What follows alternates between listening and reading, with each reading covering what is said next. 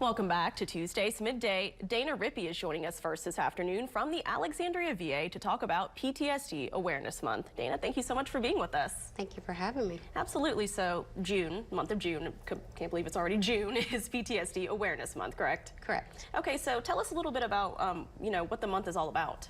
So PTSD awareness is just to help us become aware of what PTSD is and what it can do to a person that experiences a trauma.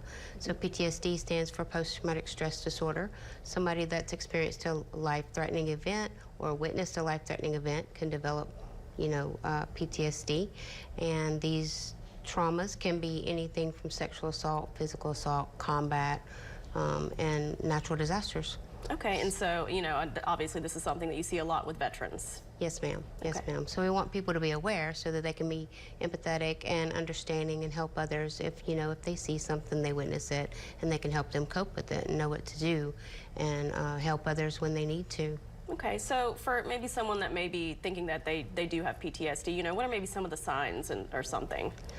So somebody that has PTSD can, you have nightmares about things that you've experienced, these traumatic experiences that you've been through, or, you try to avoid places, people. You develop anxiety when you go in public. Avoidance is one of the hallmark symptoms of PTSD. They don't want to see anybody that reminds them of it, talk about anything that reminds them of it, or go places. Sometimes even coming to the VA is a trigger for our veterans because then they're seeing things and it's reminding them of the things that they've been through. Absolutely. So trouble with being in crowds can be a trigger because it brings up their hypervigilance, and then they have trouble sleeping, have trouble trusting, don't feel safe anywhere that they go, and it just spikes all kind of symptoms. Okay. So. All right, and so I do see that PTSD screening day is going to be June 27th. Yes, ma'am. So you can go on the national website, the ptsd.va.gov, and you can self-screen. I would encourage everybody to go on and do the virtual walk. We're actually going to have an actual walk at the VA on the 27th of June where we get to go out and, support, veterans and, show our support for PTSD awareness. Okay, and that's going to be happening June 27th at the Alexandria VA? Yes, ma'am. Okay, what time is that going to start? At 11 o'clock. 11 o'clock. And where do people need to meet up for that? Well, it's for the veterans and the providers. It's in the quad in the middle of the VA. Okay.